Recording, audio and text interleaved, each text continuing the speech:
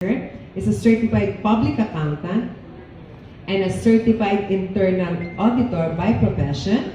Eto na. He is also a valedictorian and magna cum laude of his class in 1999. Ang talino. Friend kita. Ano ba yung vitamins niyo, sir? Para magpainom ko sa mga anak ko. Ang talino na, sir, oh. Eto pa, he was also selected as a most outstanding JPIAN of the Philippines and became a finalist in the top 10 most outstanding students of the Philippines. Wow! Sarap niyo naman konting jeans. Gusto ko yung mga ganting tao. And also the owner of Inc. All You Can. Ladies and gentlemen, our second speaker, the President, Simple Life Technology, Mr. Jerry Ilao.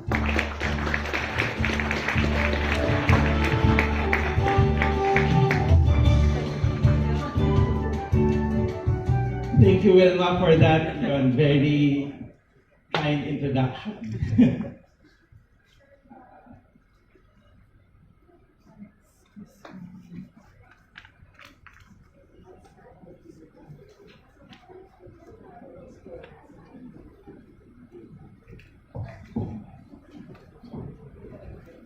Good morning, everyone. Good morning! Kumusta kayo? Sobrang ganda ng discussion ni Sir Ronel. Yun, parang nagutom tuloy ako. So I'm here to talk about how to get customers at your fingertips. Sino gusto nun? Sino yung gusto na makakommand ng more customers with just your fingertips? Okay. So, yan yung pag-uusapan natin in the next 20 minutes. A quick background lang about me. I'm the president of Inc. All You Can that provides up to 96% savings on your printing cost. Yung mga dextrose na nakikita nyo. Tapos I'm also the co-founder of Mobile Optima. It's a tech company that provides business-to-business solutions. And then I'm the past president of AFI, the Association of Filipino Franchisers. So, yan, nandito yung AFI board. So, yan, it's good to be with them. Tapos, I'm the founder of Lipreneur and also happy husband and father of 3 kids. Now, ito some of the exposures that I had. And one of the things that I'm really proud of is ito, yung feature ng Manila Bulletin. It says, never say die, businessman. Because, as you know, I came from the province, same province as Vic, Sanaga. Tapos, yun, hindi kami mayaman. Yung father ko po was a government employee and my mother was a teacher. So, ever since, inisip ko paano kaya magkaroon ng malaking bahay, paano kaya magkaroon ng magarang kotse. So, I worked my ass off, studied hard, became a certified public accountant, and on the side, I tried many different businesses. And since I was trained to become an employee, not as an entrepreneur, so I failed not once, not twice, but 3 times already. And in that process, I lost actually about 1 million pesos of my own personal savings.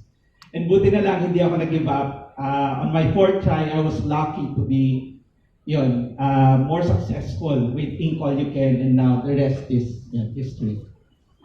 Now, who want more customers? Who wants more customer? Walang ng S.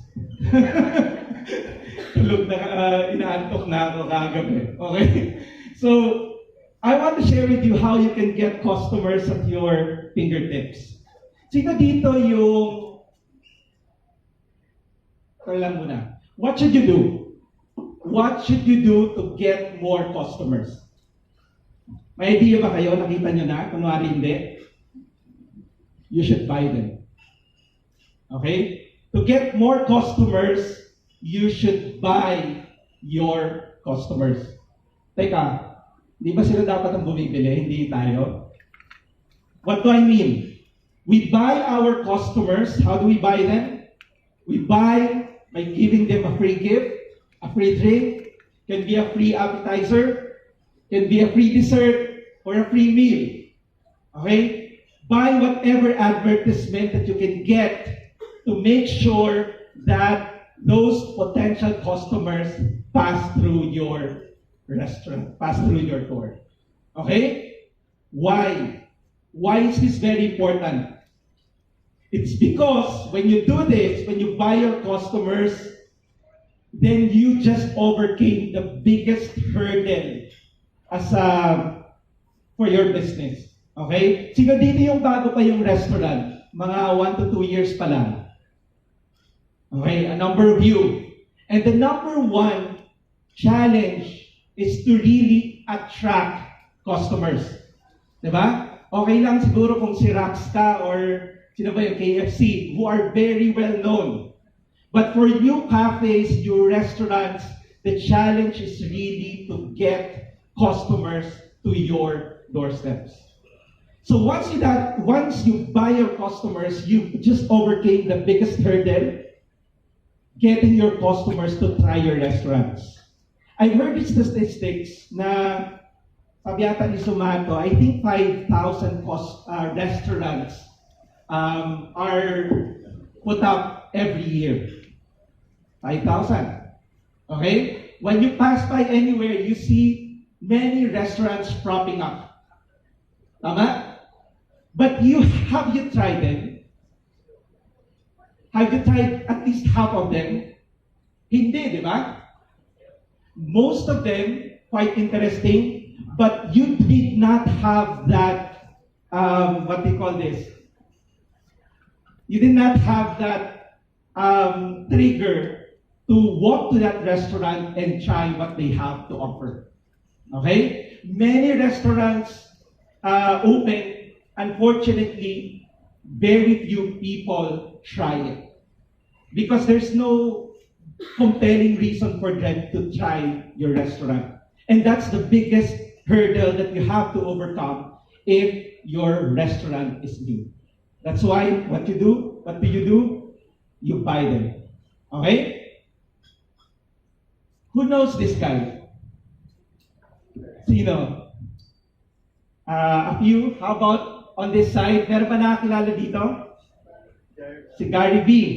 Okay, hindi si Gary V na shout for joy. Ganon. Kundi si Gary Vaynerchuk. Okay? He's a serial entrepreneur, an author, a well-known speaker. And he interviewed this guy. Who knows this guy? Wala. He's John Taper. He's a bar and restaurant consultant in the US. And Gary V has this interview with John Taper about how to attract customers for your new restaurant. And at this point, I would like to share this. So I've seen this interview. Wala pa? Okay, good. So bago sa inyo. So I will play this video and show that interview video. And has a flawless experience, the statistical likelihood of them doing a second visit is about 40%. They come back a second time and have a flawless experience. The statistical likelihood of a third visit is still about 42%. The third time they come, the statistical likelihood of a fourth visit is over 70%. So, you gotta market to 3 visits, not 1. Visit 1, free rib dinner. You sit them down, put a red napkin on the table, not a white one. Identify them as a first-time customer, connect with them, and work to get them back a second time and the third time. Once they're there the third time, you own them. The red napkin thing is genius, because in a fast casual environment, we're not hitting that table. Let me give you. Can I detail that? Go ahead. Okay, so you put a red napkin at the table. Gary sits down, he's eating dinner. Now he's getting his free rib dinner. Orders water, costs him nothing. I know he's a first-time customer because he's got a red napkin. When he's leaving, the manager comes to the table, writes on the back of a business card, $5 off chicken. Did you like the ribs? Love them. You gotta try my chicken. Come in for the chicken. Now I'm prompting a second visit. Not with a printed coupon, a handwritten card. Now he comes in for the second visit, drops the business card on the table. Everybody knows this is a second visit because red napkin was the first visit. Second visit, you finish the meal, you go up, you say, so how was the chicken? It was freaking great. Are you full? Totally stuffed. Man, next time you gotta try my cheesecake. Peace. free pizza cheesecake. Now, 3 visits. Ribs Wait, a cost me pizza? A piece pizza? of cheesecake. Oh, I thought a pizza No. flavored cheesecake. I was like, that's fucking brilliant. So the rib dinner cost me $5. The chicken was a washout because That's it was right. a discount. That's right. The cheesecake is $1.35. For about $6, you got 3 visits out of it with a 70% likelihood of a 4th. That's the way you market a restaurant within the 4 walls of it. That is huge, right? That's Chandler, why you two are the best. Chandler, let me give you one more for the road, mister. There was a very interesting thing that John said, because I grew up in that environment too. And John's from the traditional marketing world that we grew up in, pulling from his world. Notice how he said, first-time customer, I'll give it to you. Because the traditional retail and bar thing is like, look, it's more expensive. Like, if you've already got somebody in the funnel, the cost of acquisition for a newbody is very, very, very powerful. I used to do that too, but it was tricky, right? Because now some of your old-time customers may see that, and they've got that angst of, wait a minute, why am I being not treated that way as a loyal customer? You just want new people. And it's always been a friction for us, right? Right? Now, I just went to Instagram, right? I typed in Lexington, Kentucky. Got it? Yes, sir.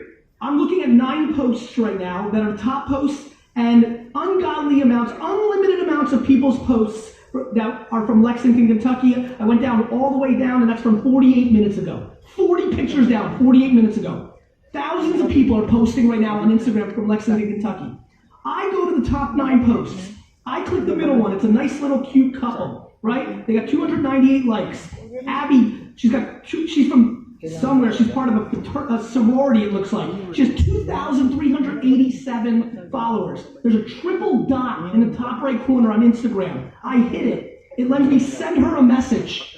I send her a message. Abby, see you in Lexington. We love being part of Lexington. Here's a $20 off coupon, $10 off coupon, free chicken. Only she sees it. You're grabbing somebody who has a big social media profile. You've not hurt any of your loyal customers like me and John had to back in the day. She comes and she posts a picture of the food and creates word of mouth. Now that $5 acquisition created no friction to loyal customers. And because she's now media, she amplifies it, and you're getting an $80, $500, $4,000 media amplification against your $5. And last one thing, don't discount. People get addicted to discounts. They don't get addicted to free. That's right. You like that advice? You like that advice? So let's recap.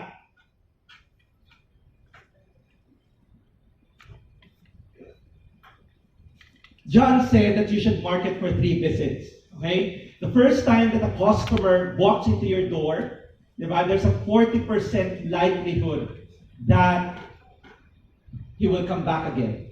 Okay? The second time that he walks and try your food again, there's a 42% chance that he will visit you again for the 3rd time.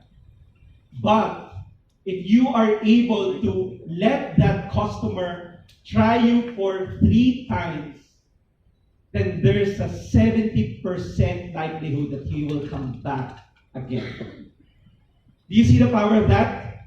Then that means repeat business for you. And Gary Vee also mentioned about a very cool hack that you can use. Okay? Look at Instagram, check the places there and see the top posts.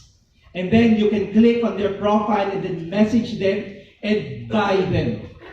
Okay, buy them, give them a free dinner, free appetizer, whatever you can afford. Then when you buy them, walks to your door and takes a picture of your food, gives you a review, posts it in Instagram, then suddenly the $5 or $10 that you spent to buy that customers will be amplified multiple times. Okay? Now, there's this power of social media, right? You can use Instagram. Now you can also use Facebook.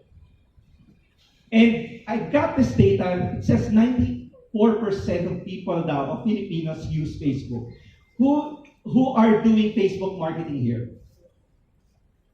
Okay, rami-rami. Okay? That's 94% of users use Facebook. Even yung mga kasama namin sa bahay, Facebook.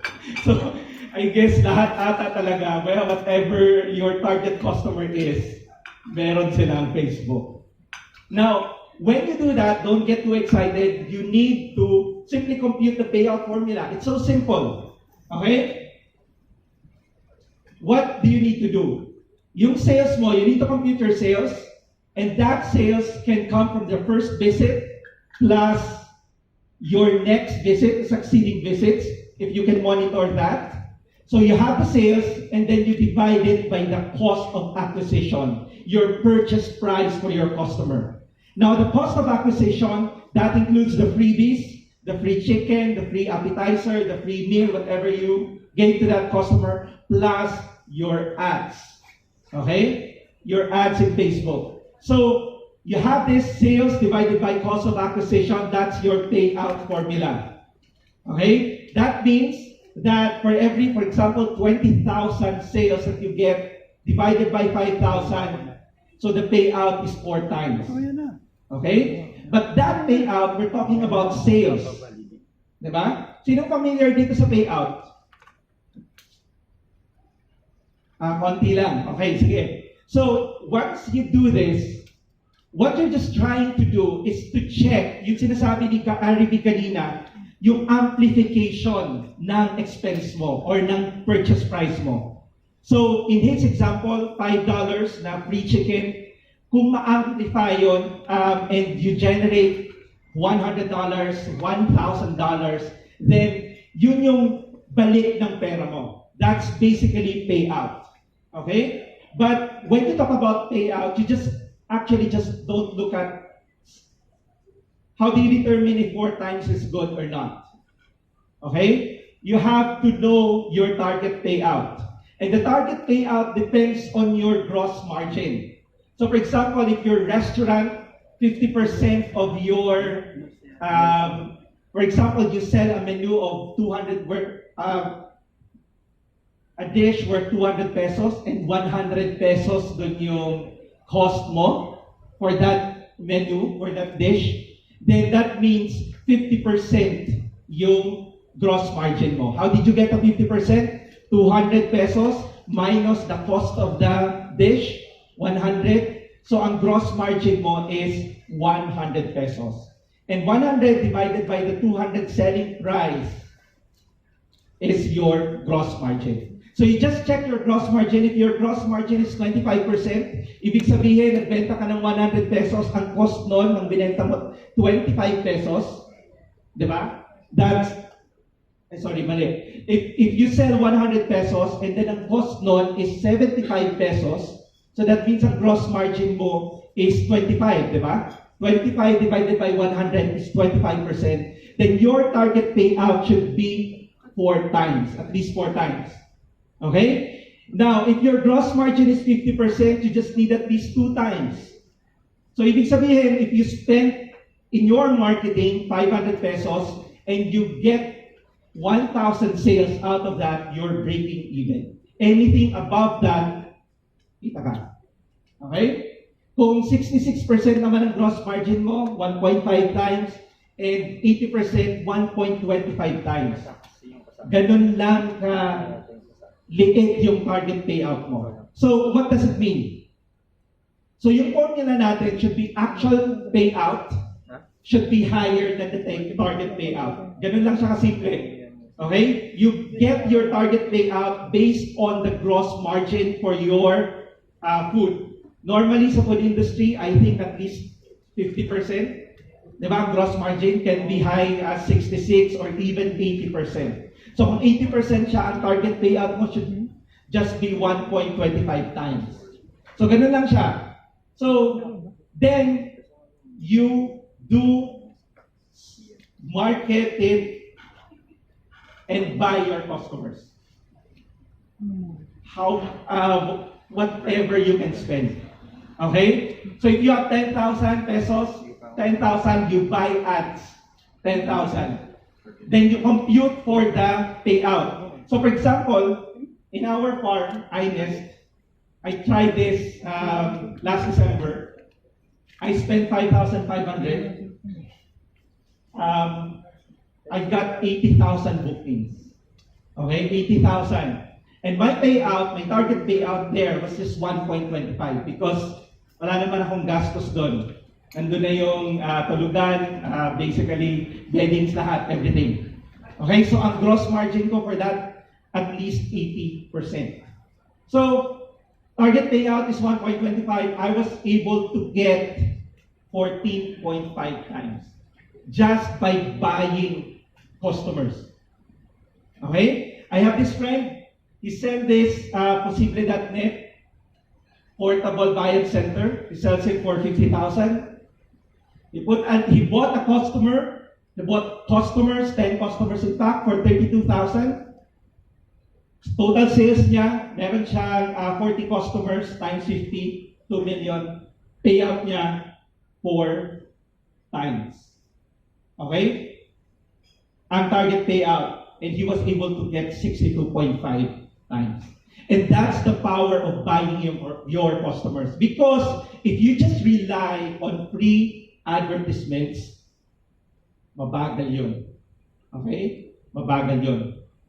Pero if you can buy your customers and make sure that you are profiting in the process by checking that your actual payout is more than your target payout, then by all means do it every day.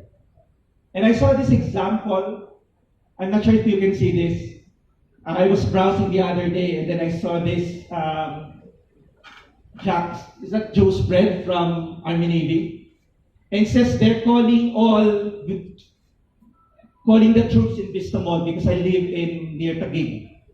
Okay, so Vista Mall is in Taguig, and it asks you to screenshot this ad and bring it to the store. Pagkatapos, you'll get the Joe's Burger for just 99 pesos.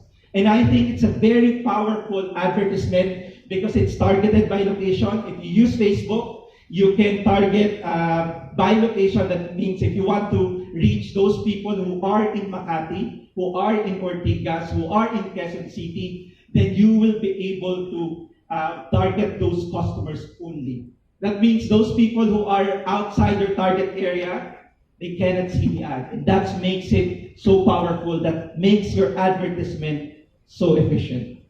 And it's also required screenshot for easy monitoring. Diba? Pag pumunta doon, in fact, tatry ko to, pupunta ako sa Vista Mall siguro tomorrow to see this whole process at play. Okay? So, that's the power of buying customers. So, don't be afraid to buy your customers as long as your target payout is above your as long as your actual payout is above your target payout, then it's just like printing money. Okay? You put in 1,000 pesos, tapos yung actual payout mo is 4 times, that means you got 4,000 pesos.